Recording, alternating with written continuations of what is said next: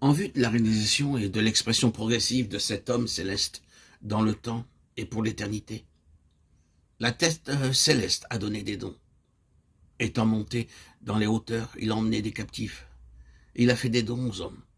Celui qui est descendu, c'est le même qui est monté au-dessus de tous les cieux, afin de remplir toutes choses. Éphésiens 4, 8, 10. Il y a l'homme céleste en personne qui, étant la tête céleste, donne des dons parmi les hommes en vue de la réalisation et de l'expression progressive de lui-même, en tant qu'homme céleste corporatif. Nous devons nous arrêter un instant et considérer ce qui est écrit dans les versets 9 et 10. Ce passage comporte ce fait qu'il est descendu avant qu'il ne montât. Il n'a pas eu ses origines ici-bas. Bien sûr, nous le savons, mais c'était ici l'argument de l'apôtre. Son origine n'a pas lieu ici-bas. Elle n'a pas eu lieu ici-bas. Par le fait qu'il est monté, il doit être compris qu'il est descendu premièrement. Il y a l'homme céleste qui descend et qui est ici présent parmi les hommes. L'homme céleste dans l'incarnation. Il est descendu des cieux.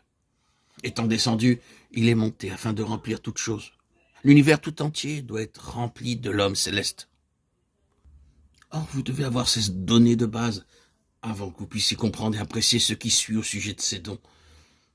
En relation avec ce fait que toute chose soit remplie par l'homme céleste, il doit y avoir l'accroissement du corps. Ce chapitre est tout d'une pièce. Christ n'est pas ici comme séparé de son corps. Ici, l'homme céleste en personne et l'homme céleste corporatif sont réunis comme étant un dans un dessein. Auparavant, dans la lettre, l'apôtre a montré comment, avant les temps éternels, dans la pensée de Dieu, cet homme céleste a quitté les cieux pour se trouver ici-bas. Mais tandis qu'il se trouve ici-bas, il est néanmoins dans le ciel. Or, il doit être personnellement la plénitude universelle. Et cette plénitude doit être par l'Église. La gloire dans l'Église et en Jésus-Christ, dans toutes les générations au siècle des siècles. En relation avec ce remplissage universel, il doit y avoir cet accroissement du corps. En lui, tout l'édifice, bien coordonné, s'élève pour être un temple saint dans le Seigneur. Éphésiens 2, 21.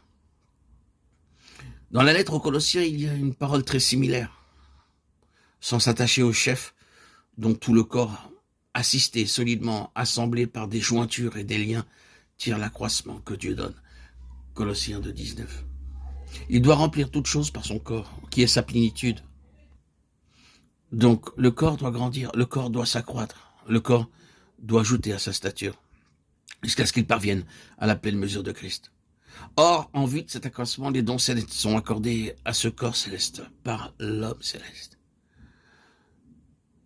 Puis, je désire aussi que vous remarquiez une autre chose. Ces dons sont eux-mêmes une mesure de Christ. Mais chacun de nous,